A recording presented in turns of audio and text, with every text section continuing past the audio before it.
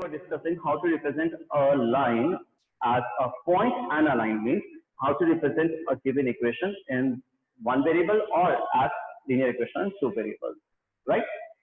वहां तक का काम अपना ग्राफ में करना था हमें। मुझे मालूम है मैंने आपको 5 क्वेश्चंस दिए थे रिप्रेजेंट करने के लिए, कल मैंने कोई होमवर्क नहीं दिया, तो जो कल हमने डिस्कशन किया था वो आज होमवर्क में मैं आपको दूंगा क्वेश्चन, ठीक है? उनको रिप्रेजेंट कीजिएगा आज one variable and two variable जो है वो ग्राफ पे करना है आपको। जो आज क्वेश्चंस मिलेंगे तो उनको करिएगा ग्राफ में। उसके बाद जो अब मैं समझा रहा हूँ ये वापस अपनी नॉर्मल कॉपी में आ जाएगा। जो अब आज चल रहा है ये अब नॉर्मल कॉपी में दोबारा से आ जाएगा। अब ग्राफ का काम खत्म हो चुका है, representation and all geometrical representation and location and all is over, right? तो आज के काम से लेकर के जो मतलब अभी जो समझाया जा रहा है वो सारा का सारा काम आपको नॉर्मल कॉपी जो मैथ की कॉपी थी जिसमें आपने पहले वाला भी चैप्टर किया हुआ है, यही चैप्टर किया हुआ है, उसी को आप कंटिन्यू कीजिएगा, राइट? चलिए आज का टॉपिक ये है कि how many lines can pass through a point. Suppose एक प्लेन है, ये प्लेन है अपने पास में कार्टेशियन प्लेन, और इसमें कोई पॉइंट अपने को दिया हुआ है, मान लेते हैं 2 1, x is 2 and y is 1. How many lines can pass through this given point?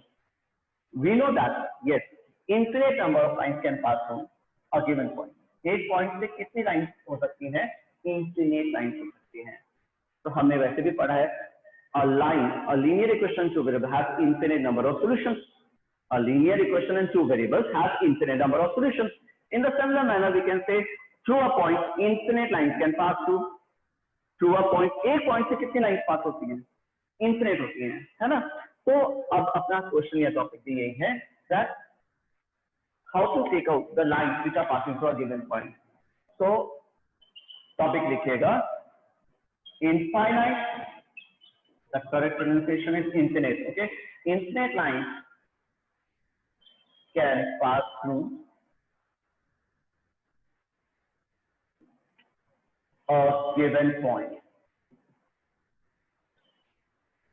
Shall I repeat my words again? एक पॉइंट से कितनी लाइंस पास हो सकती हैं? तो हमें बताया जा रहा है कि we can have infinite number of lines which can pass through a given point. एक पॉइंट से पास होने वाली इनफाइनाइट लाइंस होती हैं, इनफिनिट लाइंस होती है। जैसे मान लीजिए ये पॉइंट है अपने पास में, of course this is a plane and this is a point, this point is A. Suppose इस A पॉइंट से कितनी लाइंस पास हो सकती हैं? तो हम जानते हैं इस एक लाइन पॉइंट से पास होने वाली हम infinite number of lines draw कर सकते हैं, इनफिनिट, जिनकी हम गिनती भी ना कर सकें, है ना? तो अब हमें क्वेश्चन क्या पूछा जाएगा? अब क्वेश्चन में उल्टी तरह से रिवर्स ऑर्डर में पूछा जाएगा। जैसे क्वेश्चन हो गया सपोज अपने पास में how many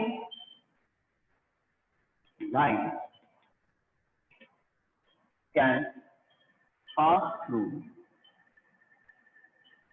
How many lines can pass through 2 3?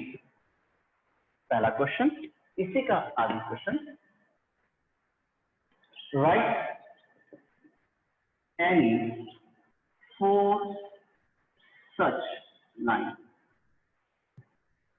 Write any or give the equation of any 4 such lines which can pass through 2 3. Again, how many lines can pass through 2 3? तो हमारा simple question हुआ कि एक 2 3 point है, x is equal to 2 है और y is equal to 3 है। ऐसी कितनी लाइंस हो सकती हैं जो हम उससे ड्रॉ कर सकते हैं? तो हमारा आंसर जो सोल्यूशन है वो पहला पार्ट का ये हुआ infinite lines can pass through, है ना? तो infinite lines can pass through 2 3। बात हो जाती है बिल्कुल। एक कार्टेशियन प्लेन है, मान लीजिए ये x इक्वल्स टू यहाँ पे हमारे पास में 2 है, y 3 है, मान लीजिए इस पॉइंट से हम कितनी लाइंस ड्रॉ कर सकते हैं? तो हमने कहा infinite lines can be draw, right? If infinite lines can be pass through this point, it says give any 4 such lines. Infinite जब आंसर होता है तो हमें मालूम है हम सिर्फ आंसर कंफर्म नहीं करते, पूछते यहाँ किसी से, हमारे आंसर अलग अलग हो सकते हैं। तो क्यों सी से पास होने वाली कोई भी 4 लाइन बता दो, यानी एक ऐसी लाइन बतानी है जिसका आंसर 2 और 3 हो। उल्टा हो गया ना क्वेश्चन, क्वेश्चन उल्टा हो गया ना। हमेशा क्या कहते हैं, लाइन देते हैं और अपनी कहते हैं सोल्यूशन निकालो, और आज क्वेश्चन क्या है कि सोल्यूशन ये है, क्यों सी लाइन बताओ आप। तो हमने कहा चलो ठीक है ऐसा करते हैं, x प्लस वाई करके देखते हैं क्या होता है। x प्लस वाई 2x है 3y है तो क्या हो जाएगा, x plus y equal to 5 हो जाएगा। x plus y equal to 5 एक ऐसी इक्वेशन है जो 2 3 से जरूर पास होगी। ये तो नो चेक करके देखो ना, सिंपल सी बात है ना। वो कह रहा है x plus y equal to 5 होना चाहिए, x plus y is equal to 5। Check करो क्या 2 और 3 इसका सोल्यूशन है क्योंकि 2 प्लस 3 5 ही होता है। तो ये एक ऐसी इक्वेशन है जो 2 3 से जरूर पास होगी, एक ऐसी इक्वेशन जो इस पॉइंट से जरूर पास होगी। हमें मालूम है जितने सॉल्यूशन होते हैं वो सारे उस लाइन पे होते हैं जो इस प्रॉब्लम इस लाइन को बनाएंगे। हम जब x plus y equal to 5 का ग्राफ बनाते हैं तो जितने पॉइंट्स इसके सॉल्यूशन पे वो सारे इससे आते हैं ना। तो वो कह रहा है 2 3 से पास होने वाली कितनी लाइनें, हम कह रहे हैं हजारों में से वो कहता है कोई 4 बता दो, एनी 4 राइट, एनी 4। तो हमने कहा चलो एक लाइन तो बताते हैं, हमारे x plus 2 x plus 5 equal to 5 है। एक और लाइन बताओ उसने कहा, तो आप कुछ भी एज्यूम करें, कुछ भी, जैसे आप मैंने एज्यूम किया 2x plus 3y is equal to, अब मुझे सोचना पड़ेगा 2x plus 3y is equal to क्या होगा। तो ये point it will be 2 for this given equation, 2 into 2 plus 3 into 3 it will be 4 plus 9 that means 13। तो हमारी इक्वेशन हो गई 2x plus 3y equals to 13। ये एक ऐसी इक्वेशन है जो पक्का 2 3 से पास होगी। चेक कीजिए ना बेटा, x अगर 2 होगा तो 2 2 are 4, अगर y 3 होगा तो 3 3 are 9, 4 plus 9 equals to 13 होता है। ये पक्का एक ऐसी लाइन है जिसके ऊपर 2 3 जरूर आए, राइट। सो 2 3 इसका भी एक सोल्यूशन है। ऐसी ही कोई और प्रॉब्लम जिसका सोल्यूशन 2 और 3 हो, तो हमने कहा चलो एक और एज्यूम करते हैं, क्या माने 2x minus y is equal to, क्या मानो, क्या लिखूं, देखो चेक करना पड़ेगा, ऐसे नहीं गप्पे ढंग की मानिए, इसको बताया था मैंने पहले भी, राइट। अगर हम कह रहे हैं कि the cost of a pen and a pencil is 10 rupees, और मम्मी ने बोला अच्छा कितने में आया पेन और पेंसिल, हमने कहा 10 रुपए में। मम्मी ने बोला पेन कितने का आया, मम्मी 7 रुपीज का, पेंसिल कितने की आई, मम्मी 6 रुपीज की।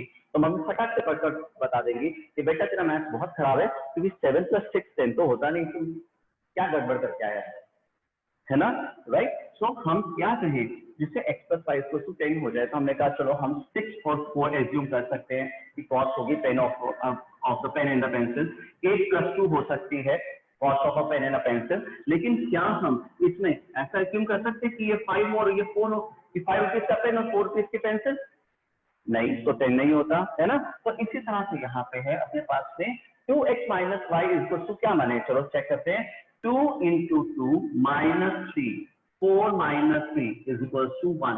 तो आपके पास में 2x minus y is equal to 1, ये भी क्या हो गई एक इक्वेशन जिसका ये पॉइंट एक सोल्यूशन है। क्वेश्चन उल्टा हो गया ना, इक्वेशन नहीं पूछा, अब क्या पूछा है, वो पॉइंट दे रहा है और आपसे इक्वेशन पूछ रहा है, उल्टा कर रहा है। हमेशा इक्वेशन दी होती है, पॉइंट पूछे जाते हैं, बताओ इस पे कितने पॉइंट्स आएंगे, हमने कहा हजारों, वो कह रहा है कोई 4 पॉइंट बता दो। अब क्वेश्चन उल्टा हो गया, वो कह रहा है पॉइंट ये है, पॉइंट है 2 3 और इक्वेशन बता दो। तो अब हम इक्वेशन अपनी मर्जी से बना रहे हैं, लेकिन हम राइट हैंड साइड में सही कैलकुलेशन करेंगे तभी सही होगा, राइट। कभी भी हम x plus y is equal to 10 में हमने कहा, टीचर ने कहा सर कुछ बेटा बहुत सारे आंसर होते हैं, इनफाइनाइट आंसर होता है, कुछ भी आंसर हो सकता है इसका, कुछ भी आंसर हो सकता है। इसका मतलब ये तो ना कि 15 प्लस 5 जो है वो 10 हो जाएगा, इसका मतलब ये नहीं है, राइट। 15 माइनस 5 10 जरूर हो सकता है, ये सुनो है ना। तो ये चीज हमें ध्यान रखनी है कि इसके लिए कितनी इक्वेशन है, इनफाइनाइट है, और उसने कहा एनी 4, तो एनी 4 में आप क्या बनाते हैं ये आपके ऊपर है। जैसे मैंने बताया 4x plus y is equal to, चलो बताओ जरा, just raise your hand and let me know, somebody says that this is the point and give me any 4 lines और 5 लाइंस और something like that, we can say no. चलिए एक question लेते हैं, -6 and 5 and any one of lines, don't be over smart, like sir x plus y is equal to -6 plus 5 is equal to -1 है, तो x plus y is equal to -1 है। तो मेरी second equation हो जाएगी 2x plus 2y is equal to -2, 3x plus 3y is equal to -3, 4x plus 4y is equal to -4 and so on। Sir आप बताइए कितनी लाइन्स बतानी है आपको, ये मत करिएगा क्योंकि ये सब एक ही लाइन होती हैं, हमें मालूम है, हमारे शुरू में ही जब we have started with the chapter It was clear to us that multiplying the whole equation or dividing the whole equation with some constant will not give or bring any change to the equation. वो एक ही equation होती है. जैसे first equation को 2 से multiply कर दिया उसने बच्चे ने, जैसे यूं कह लीजिए आपको आप लोगों ने पूछा कि अच्छा तो what is the cost of a pain in a pencil, इससे 10 रुपीज. उन्होंने कहा चलो, so what is the cost of 2 pen and 2 pencils? It is 20 rupees. What is the cost of 3 pens and 3 pencils? It is 30 rupees.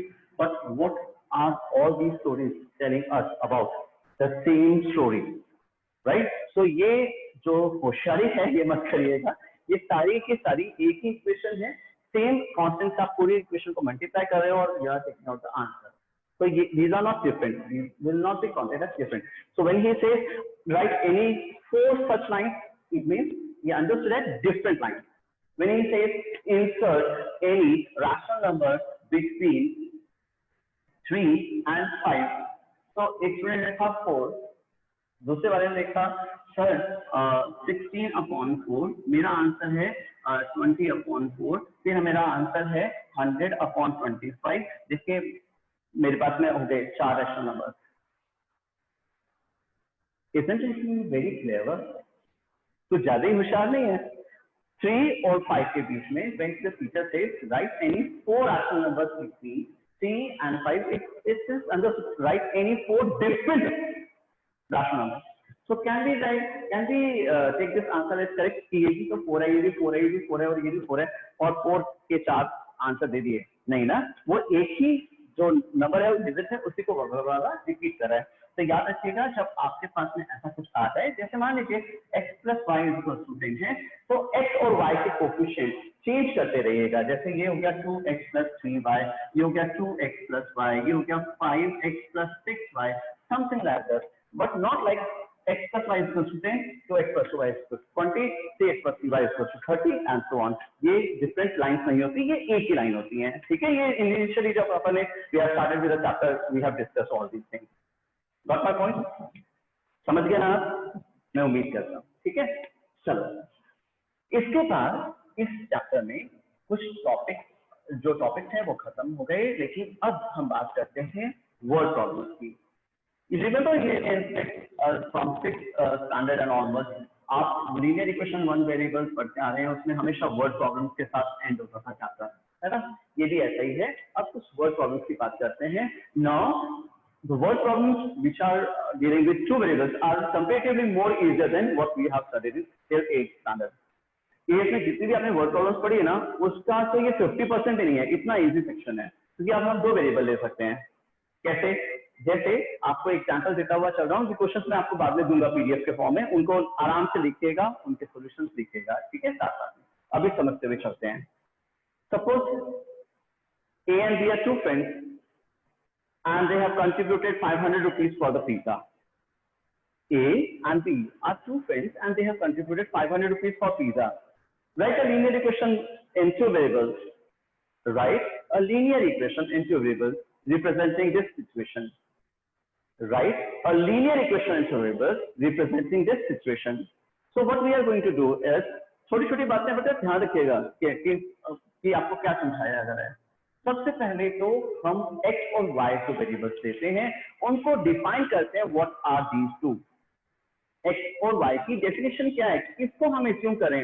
याद रखिए, board exams की भी बात कर रहा हूं. I am not talking about my self, I am talking about in terms of in general terms, जो standard form होता है एग्जाम में, आंसर शीट में आंसर लिखने का, या बोर्ड एग्जाम्स में जो तरीका होता है लिखने का, उसकी बात कर रहा हूँ. ठीक है, तो सबसे पहले हम क्या करते हैं, जो एज्यूम करते हैं वेरिएबल्स, उनको डिफाइन करते हैं. What are they?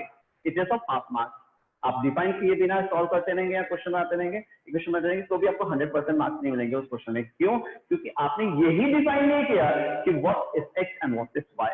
Now in this case, like suppose I am repeating the question once again.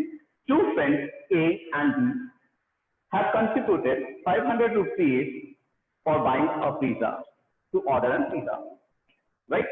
चलिए, so let us assume what is x. This is the contribution of A. Let the character be A. And what is y? Yes, of course, y is the contribution of B. Contribution of the friend B. And what the statement says now? A and B are two friends and they have ordered a pizza in rupees 500 rupees. So if together their amount is amounting to 500 rupees, so this should be the equation that x plus y is equal to 500. X rupees is given by A, Y rupees is given to B, and both of them have contributed, and they ordered a pizza of 500 rupees. This is what a linear equation in two variables. Linear क्योंकि degree 1 है, equation क्योंकि is equal to का sign है, दो variables हैं x और y, और हम डिफाइन कर चुके हैं, वेल डिफाइन कर चुके हैं उनको कि what is x and what is y, and this is what an equation, or it's a linear equation in two variables representing this equation. A and B are two friends and they have contributed 500 rupees to buy a pizza. Write a linear equation in two variables representing this situation. हो गया है ना? अब इसके बाद अगर आपसे कुछ कोई बोले कि write any four solutions also, any four solutions, आप आराम से बता सकते हो इसके solutions क्या हैं. I don't think so that in a ninth class there will be someone who cannot take out the set of solutions verbally. चलो अगर 100 x ने दिए होंगे तो y ने कितने दिए होंगे? y ने 400 रुपीस कंट्रीब्यूट किए होंगे. अगर x ने 200 रुपीस कंट्रीब्यूट किए होंगे तो y ने ऑफ कोर्स 300 रुपीस कंट्रीब्यूट किए होंगे. माना तो x ने 0 कंट्रीब्यूशन दिया है, लुक आदमी है, कंजूस है, तो y ने पक्का 500 rupees contribute किए होंगे. So on we can have infinite number of solutions. That's why I'm not going to ask कि आपको कितने solution निकालने हैं, कौन से निकालने हैं. आप जितने मर्जी निकालेगा, जितना क्वेश्चन में दिया हो मतलब उतने भी निकालेगा. और कभी भी आप अपने आंसर क्रॉस चेक मत कीजिएगा. जैसे पिछले सेक्शन में बताया कि infinite lines can pass through a given point. एक पॉइंट से गुजरने वाली हजारों लाखों करोड़ों लाइनें होती हैं. किनकी बात करेंगे आप अपनी लाइन खुद बनाइए, आप अपने लाइन खुद लिखिए, है ना? वैसे ठीक है. चलो एक क्वेश्चन और लेते हैं वर्ड प्रॉब्लम का. वापस से वर्ड प्रॉब्लम को समझिएगा, छोटी छोटी बातें समझाई जा रही हैं उनको समझिएगा. क्वेश्चंस आपको आराम से समझ में आएंगे, बहुत इजी क्वेश्चंस है. और मैं I am sure about it कि जिनको linear equation one variable chapter में वर्ड प्रॉब्लम्स तो लगती आई हैं, उनको अब नहीं लगेंगी, बहुत इजी लगेंगी. अब बहुत इजी होती है क्योंकि टू वेरिएबल्स यूज होते हैं इसलिए. ठीक है. Suppose a person has purchased 2 kgs of apple and 1 kg of banana in 400 rupees. A person has purchased 2 kgs of apples and 1 kg of bananas in rupees 400. Suppose somebody says frame a linear equation to represent this problem or represent this situation. A person has purchased 2 kgs of apples and 1 kg of banana in 400 rupees. Frame a linear equation, two variables representing this situation.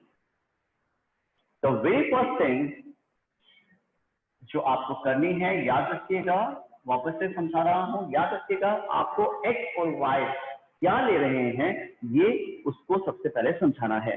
तो anybody जो what is x? x is cost of 1 kg of apple. Check कीजिए क्या यही है ना? Cost of 1 kg of apple, let it be x. Why 2x? क्यों माना आपने 2x? अगर 1 किलो सेब, अगर मान लीजिए 150 रुपए किलो सेब है तो 2 किलो के क्या होंगे? 2 into 150. 3 kg के कितने होंगे? 3 into 150. For 4 kg, for 5 kg, we can take out the bill. We can do the calculation in this manner. So what is 2x? The cost of 2 kg of apple and 1 kg of banana. So what is y? The cost of 1 kg of banana. ये होगा. तब आपकी equation सही है. सही तो पहले भी है, सॉरी, इक्वेशन तो सही है, लेकिन वेरिएबल्स को डिफाइन करना आता है. आपको ये चीज समझ पा रहा हूं मैं आपको. ठीक है, राइट? चलो एक और क्वेश्चन लेते हैं. He says the sum of the ages of a father and son. Sum of the present ages of a father and son is 50 years. Suppose now frame a linear equation to variables representing this situation. Anyone? We will continue this topic. This is what linear equation, what problems of linear equation to variables, और ये हम आज कल practice करेंगे. आज मैं आपको homework दूंगा, आपका ग्राफ कॉपी कंप्लीट वर्क